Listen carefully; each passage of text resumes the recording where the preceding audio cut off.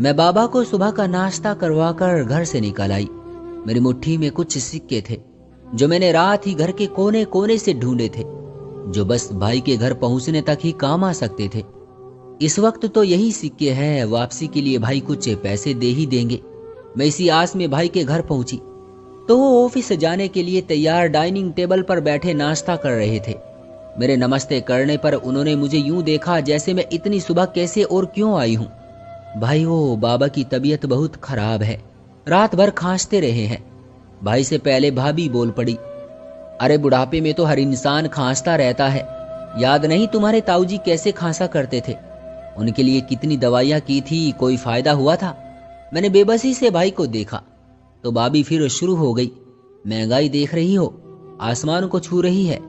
कितने खर्चे होते हैं, बच्चों की फीसें, बिलों को भरना, राशन पानी। मेरा पति एक कमाने वाला है, ऊपर से तुम भी महीने के आखिर में पैसे मांगने आ जाती हो, कहां से दे? अभी परी की फीस भी उन्होंने अपने दोस्त से पैसे उधार लेकर दी थी, और कुछ मेरे पास थे, वो खर्च में लाने पड़े। मुझे भाभी की बातें बुरी नहीं लग रही थी, दुख तो भाई की खामोशी का था। उनके चेहरे पर मुझे ढूंढने से भी हल्की सी परेशानी नजर नहीं आ रही थी। तो मैं उठ खड़ी हुई और ना चाहते हुए भी भाई को कह दिया कि भाई, आप कितने दिनों से आए नहीं, बाबा आपको याद कर रहे थे। हाँ, चक्कर लगाऊंगा, भाई ये कहकर उठ गए। तो मैं बड़ी आस से उन्हें देखने लगी, शायद मुझे अपने साथ चलने को कहेंगे। चलो मैं तुम्हें घर छोड़ता हुआ चला जाऊंगा। मगर वो तो भाभी को बाय करके चले गए। बैठो प्रिया, मैं तुम्हारे लिए नाश्ता लाती हूँ, भाभी ने न जाने किस दिल से कहा था। नहीं भाभी, मैं नाश्ता करके आई हूँ। मेरे हलक से बहुत मुश्किल से आवाज निकली थी और फिर मैं रुकी नहीं, तेज तेज कदमों से बाहर आ गई। मेरी आंखें धुंधला रही थी और मुझे कुछ पता नहीं था कि मैं कहाँ जा रही हूँ, बस चलती जा रही थी। दिन के समय सूरज की किरणों में अजीब सी चुभन थी, यूं लग रहा था जैसे बदन में सुइयां चुभो रहा हो। लेकिन इससे कई ज्यादा चुभन तो मेरे अंदर थी। इतनी बड़ी जमीन, इतना बड़ा आसमान और मैं अकेली। मेरी आंखों से टप टप आंसू गिरने लगे। घर जाकर बाबा को क्या जवाब दूंगी? वो बेचारे कितनी आस से मुझे देखेंगे। मेरे पीछे उनकी नजरें भटकेगी कि शायद भाई आए हैं, और भाई उफ तक नहीं कर रहे, और मैं सिसक रही थी। भाई इकलौता होने की वजह से माँ बाबा की मोहब्बत के हकदार थे, और उनका पलड़ा इसलिए भी भारी था कि उनके बाद दो बेटियां मनीषा और मैं थी। ये नहीं था कि हम दोनों नजरअंदाज कर दी गई थी या हमारी कोई अहमियत नहीं थी। बस बात यह थी कि इकलौता चांद आसमान पर अकेला नजर आता है, तो बड़े भाई ऐसे ही थे। स्कूल कॉलेज में 3rd डिग्रियां लेकर आने वाले बड़े भाई यूनिवर्सिटी में एक हसीना के इश्क में गिरफ्तार हो गए और उम्र कैद की सजा के साथ उनके गुलाम बन गए। माँ के लिए ये सदमा गहरा और तकलीफ देने वाला था, क्योंकि उन्होंने बड़े भाई के लिए बहुत से ख्वाब सजा रखे थे जो यूं मिट्टी में मिले कि माँ भी इस दुनिया से चल बसी। बाबा ने गमों का ऐसा कड़वा घूंट भरा के बिस्तर से लग गई, और भाभी तो रिवायती रस्मों की किताबें पढ़कर आई थी। नंदो और ससुर को बर्दाश्त करना दूर की बात, वो इन्हें देखना भी पसंद नहीं करती थी। बड़े भाई उनके इश्क में अंधे हो चुके थे, फिर भी इतनी हमदर्दी दिखाई कि हमें घर से निकालने की बजाय खुद ही घर से चले गए, और ऐसे गए कि बस अब होली और दीपावली पर ही शक्ल दिखाते हैं।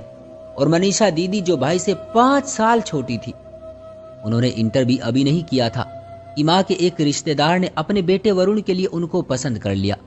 माँ की मृत्यु को अभी ज्यादा समय नहीं हुआ था, इसलिए बाबा ने बहुत सादगी से मनीषा दीदी को वरुण के साथ विदा कर दिया। और मैं अभी इंटर की स्टूडेंट थी, मुझे पढ़ने लिखने का बहुत शौक था और मैं आगे तक पढ़ना चाहती थी, MA PhD, और फिर मैं बहुत बड़ी आदमी बन जाऊंगी। ये मेरे ख्वाब थे। बाबा की बीमारी ने मेरा कॉलेज भी छुड़वा दिया था। मुझे अपने ख्वाबों के अधूरे रह जाने का इतना दुख नहीं था जितना बाबा की बीमारी ने परेशान कर दिया था। मैं हर वक्त इनकी सेवा में लगी रहती थी, लेकिन सिर्फ सेवा करने से क्या होता है? कुछ दवा भी तो हो। हमारा गुजारा सिर्फ बाबा की पेंशन पर ही चलता था, जिसमें दाल रोटी मुश्किल से चलती थी। दवा के पैसे कहाँ से लाती? पिछली 3 रातों से बाबा बिल्कुल नहीं सोए थे। दमे का अटैक बहुत बुरा था, पूरी पूरी रात इनकी पीठ सहलाती रहती थी। और अब मैं इसी सिलसिले में बड़े भाई के पास गई थी कि बाबा को डॉक्टर को दिखा दे, लेकिन उनके कानों पर तो जूं भी नहीं चली थी। लोग बेटे की आरजू इसलिए करते हैं कि वो बड़ा होकर इनका सहारा बनेगा, लेकिन अब तो ये बातें ख्वाब ही बनकर रह गई है। मैं चलते चलते जाने कहाँ निकल आई थी। सूरज भी अब डूब चुका था। मेरे हलक में कांटे चुभ रहे थे, टांगे अलग दुख रही थी। मैंने हथेलियों से आंखों को रगड़ा तो चीजें कुछ साफ सी नजर आई। सामने मनीषा दीदी का घर था। मैं बहुत देर तक खड़ी उनके दरवाजे को तकती रही। समझ में नहीं आ रहा था कि क्या करूं। वापिस पलटने की हिम्मत न थी और ना मनीषा दीदी से मिलने की, क्योंकि उनके हालात में बहुत अच्छी तरह जानती थी। बेचारी कितनी मजबूरियों में घिरी हुई थी। बड़ा ससुराल था, सास ससुर जेठ जेठानी 3 देवर और एक तलाकशुदा ननद, जिसकी सेवा पानी का ठेका मनीषा दीदी को दे दिया गया था। इनकी सेवा पानी से जो वक्त बचता वो मनीषा दीदी के 2 छोटे बच्चों के हिस्से में आता था।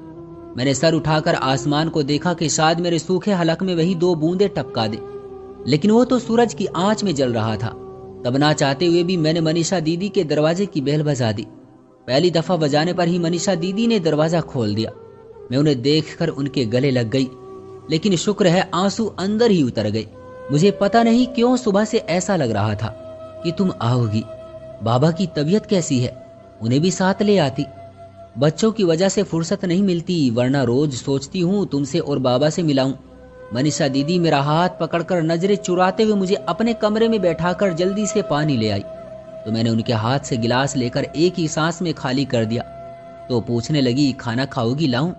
नहीं दीदी, मैंने अपने भूखे पेट की एक न सुनी और मना करके उनका हाथ पकड़कर अपने साथ बैठा लिया। बस आप कुछ देर मेरे पास बैठे। कहाँ से आ रही हो? मनीषा दीदी मेरी शक्ल देखकर पूछने लगी। मैं भाई के यहाँ गई थी। सब ठीक तो है ना? सब ठीक कहाँ था, दिल जवाब दे गया। आंसू इस तरह से छलके कि मनीषा दीदी समेटते समेटते थक गई। बस करो प्रिया, मुझे बताओ क्या हुआ है। मनीषा दीदी बहुत परेशान हो गई थी और मैं उन्हें परेशान नहीं करना चाहती थी, लेकिन अब कुछ छुपाना भी मुमकिन नहीं था। मेरे आंसुओं ने उनको सब कुछ समझा दिया था। बाबा की तबीयत खराब है, मैं यही बताने भाई के पास गई थी, लेकिन उन्होंने कोई बात नहीं सुनी। दीदी मैं क्या करूं, मुझसे बाबा की तकलीफ देखी नहीं जाती। काश मैं उन्हें किसी अच्छे डॉक्टर को दिखा सकती। मैं रोते हुए बोल रही थी। मनीषा दीदी एकदम चुप हो गई, फिर उठकर अलमारी में जाने क्या ढूंढने लगी। तो मैं खड़ी हुई, मैं चलती हूँ दीदी, बाबा अकेले हैं। हाँ 1 मिनट। मनीषा दीदी ने अलमारी बंद की और अपनी बंद मुट्ठी मेरे हाथ में खोलकर मेरी मुट्ठी बंद कर दी। अभी ये थोड़े से पैसे हैं, तुम इससे काम चलाओ, फिर मैं वरुण के साथ चक्कर लगाऊंगी तो हम बाबा को डॉक्टर के पास ले जाएंगे। लेकिन दीदी, मुझे अपनी मुट्ठी में पैसे चुभने लगे थे, ये फर्ज तो भाई का था। अच्छा बस कुछ कहने की जरूरत नहीं है, दीदी ने मुझे टोक दिया। फिर तसल्ली देते हुए मुझे दरवाजे तक छोड़ने आई, तो फिर मैं उनसे गले लग गई। दीदी बाबा ठीक हो जाएंगे ना? हाँ बिल्कुल, अभी तो बाबा को तुम्हारी भी शादी करनी है। दीदी ने बड़े प्यार से मुझे बहलाने की कोशिश की, तो मैं मुस्कुराकर उनको बाय करके तेजी से चल पड़ी। अपने घर तक आते हुए मैं खुद भूख से निढाल हो चुकी थी। बाबा का जाने क्या हाल हो रहा होगा, मुझे और कुछ समझ नहीं आया। तो बेकरी से डबल रोटी, अंडे और दूध लेकर निकली, तो सामने प्रकाश अंकल ने बुला लिया।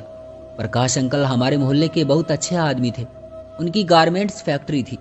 कहने लगे, कहाँ से आ रही हो बेटा, बहुत थकी हुई लग रही हो। प्रकाश अंकल ने पूछा तो इस वक्त सिर्फ बाबा का ख्याल था, तो मेरी जबान पर उनका नाम आ गया। जी वो बाबा, हाँ अब उनकी तबीयत कैसी है?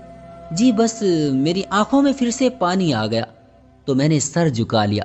बेटा कोई परेशानी की बात हो तो बेझिझक कह दिया करो, तुम मेरी अपनी बेटी की तरह हो। मैं शाम को आऊंगा तुम्हारे बाबा को देखने, वो शायद जल्दी में थे। मेरे सर पर हाथ रख कर चले गए। मैं उनके बारे में सोचती हुई घर आई तो बाबा की खांसी ने मेरा वेलकम किया। बाबा, मैंने भागकर दौड़ते हुए बाबा को थाम लिया और उनकी पीठ सहलाने लगी। कुछ देर बाद बाबा ने सुकून पाया तो पूछने लगे, क्या हुआ भाई, मिलाया बाहर से ही तुम्हें भगा दिया? मिले थे बाबा, बाहर से क्यों भगाएंगे, फिर आया नहीं तुम्हारे साथ? कल आने को कहा था, अभी उन्हें जरूरी मीटिंग में जाना था। मैंने बाबा की तसल्ली के लिए झूठ बोला था। मेरा हाथ थाम कर बोले, बेटा बाप से झूठ नहीं बोलते, जब आप जानते हैं तो क्यों पूछते हो?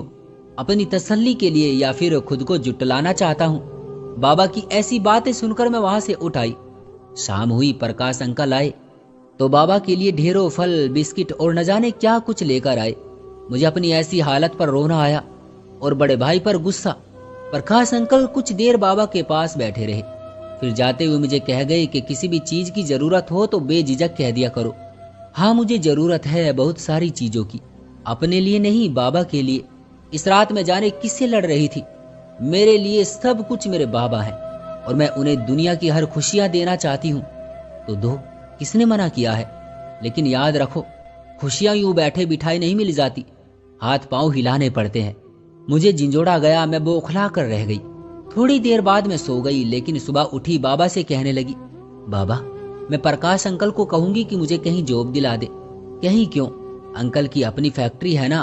मैंने प्रकाश अंकल के लाए हुए सेब काटकर बाबा को खिलाते हुए कहा तो मेरा चेहरा देखने लगे।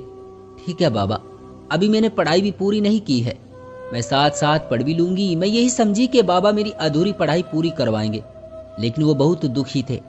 मैं बोली, अब ये वक्त आ गया है, कोई बुरा वक्त नहीं है, परमात्मा का शुक्र है मेरे हाथ पांव ठीक ठाक है, मैं जॉब करूंगी और पढ़ूंगी। बस मैंने फैसला सुना दिया। बाबा कुछ नहीं बोले, अलबत्ता उनके चेहरे पर खुशी नजर आ रही थी। मुझे जॉब के लिए दर दर नहीं भटकना पड़ा। प्रकाश अंकल ने अपनी फैक्ट्री में मुझे लड़कियों के डिपार्टमेंट का सुपरवाइजर बना दिया और बाबा की वजह से वक्त की पाबंदी भी नहीं की। मैं सुबह 10 बजे बाबा और घर के सारे काम निपटाकर फैक्ट्री जाती और 5 बजे वापस आ जाती, तो रात के खाने के बाद रात 11 बजे तक पढ़ भी लेती। और फिर मैंने अपनी बेबसी का मातम करना भी बंद कर दिया।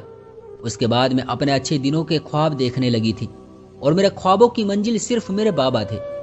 रात में मैं जब पढ़ने बैठती तो उसी वक्त मेरी नजरें किताब से हटकर बाबा पर ठहर जाती। मुझे उन पर बहुत तरस आता, बिल्कुल हड्डियों का ढांचा थे। हालांकि बाबा की उम्र ज्यादा नहीं थी, उनसे ज्यादा उम्र के बूढ़े न सिर्फ चलते फिरते थे बल्कि कामकाज भी करते थे, शायद इसलिए कि इन्हें अच्छी खुराक और सबसे बढ़कर औलाद का सुख नहीं मिला था। काश भाई को एहसास होता कि खुद कितने ऐशो आराम से रहते हैं और बाबा का थोड़ा सा भी ख्याल नहीं। इस वक्त मेरा दिल दुखी हो गया और अचानक एक ख्याल आया कि अगर बाबा को कुछ हो गया तो। नहीं, मेरा दिल किसी बड़ी बीमारी में डूबने लगा। बाबा को कुछ नहीं होगा, मैं सैलरी मिलते ही बाबा को अच्छे डॉक्टर को दिखाऊंगी, फिर इनकी खुराक का बहुत ख्याल रखूंगी, फल जूस सूफ, फिर बाबा बहुत जल्द ठीक हो जाएंगे। प्रकाश अंकल की तरह बाबा के लिए ये मेरी जिंदगी का पहला मकसद था।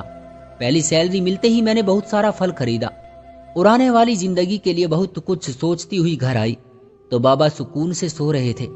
मेरी आवाज की खनक किसी ने नहीं सुनी और कुछ पल के बाद मेरी चीखों से सारा मोहल्ला दौड़ा चला आया।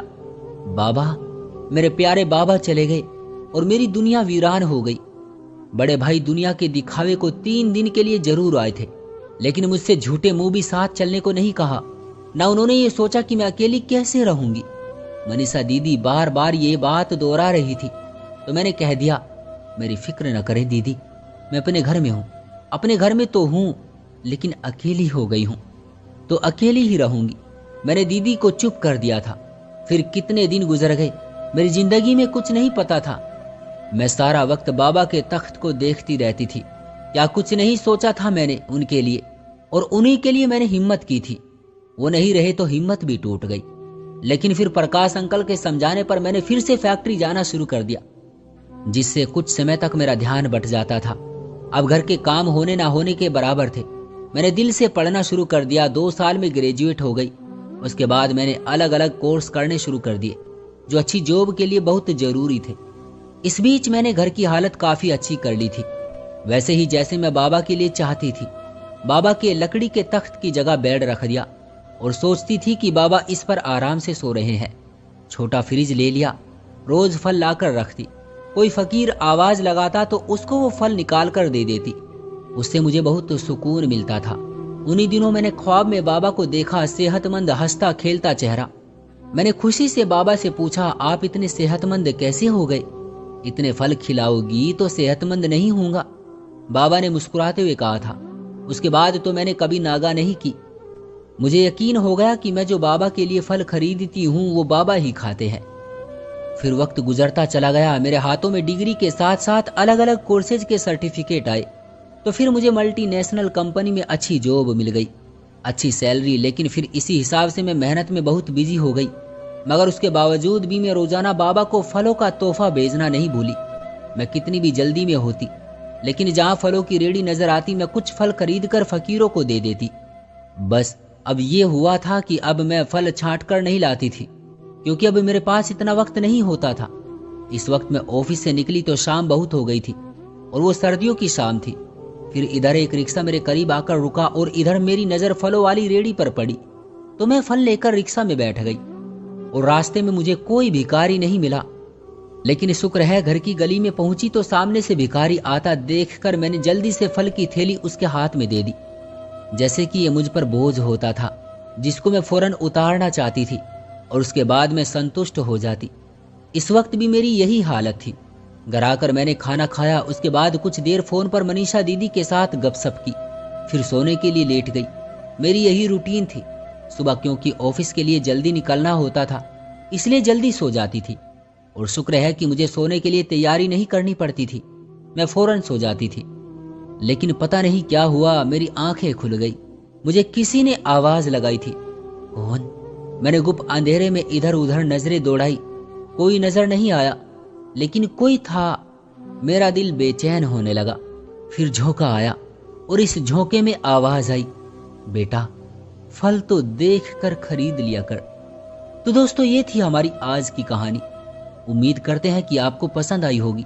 आपका क्या कहना है इस कहानी के बारे में? कमेंट करके हमें जरूर बताएं। वीडियो को लाइक करके चैनल को सब्सक्राइब कर लीजिए और साथ में घंटी को दबाकर ऑल पर सेट कर लीजिए ताकि आने वाली वीडियो आपको तुरंत मिले। मुझे दीजिए अगली वीडियो तक इजाजत। तब तक के लिए धन्यवाद।